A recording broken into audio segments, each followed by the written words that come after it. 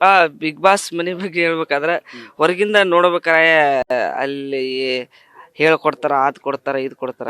ಏನ್ ಸುಡ್ಗಾಡು ಹೇಳ್ಕೊಡಂಗಿಲ್ಲ. ಒಳಗ್ ಹೋಗಿ ಸತ್ತಿನ ಹೊರಗೆ ಯಾರು ಸತ್ತಾರ ಅದಾರ ಅನ್ನೋದು ಯಾರು ಬಂದು ಇಲ್ಲಿ ಹೇಳಂಗಿಲ್ಲ ಅಂತ ಒಂದು ಶೋ. ನಾನು ಅನ್ಕೊಂಡಿದ್ದಿಲ್ಲ ಅಲ್ಲಿ ಇರ್ಬೋದು ಹೇಳ್ಕೊಡ್ತಾರ ಅಂತ ಅನ್ಕೊಂಡು ಹೋದೆ ನಾನು. ಇಲ್ಲಿ ಯಾರು ಹೇಳ್ಕೊಡಂಗಿಲ್ಲ. ಆದ್ರೆ ಒಳ್ಳೆ ಶೋ. ಅಂದ್ರೆ ಈಗ ನೋಡೋ ಜನರಿಗೆ ಬಿಗ್ ಬಾಸ್ ಅಲ್ಲಿ ಹೋದ್ರೆ ಹಂಗೆ ಸರಾಳ ಮಾಡ್ತಾರೆ ಹಿಂಗೆ.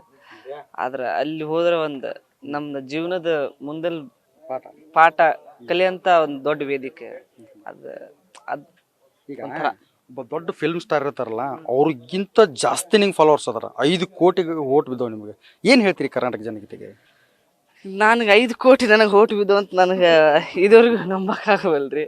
ಯಾಕಂದ್ರೆ ಅಷ್ಟು ಪ್ರೀತಿ ಅಷ್ಟು ನನ್ನ ಮ್ಯಾಗ ಇಡೀ ಕರ್ನಾಟಕದ ಜನತೆ ತೋರ್ಸ್ಯಾರ. ಅದನ್ನು ಯಾವ ಥರ ಅವರಿಗೆ ಕೃತಜ್ಞತೆ ಹೇಳ್ಬೇಕು ಅನ್ನೋದು ನನಗೆ ಇದುವರೆಗೂ ಹೇಳಕ್ಕಾಗವಲ್ದು.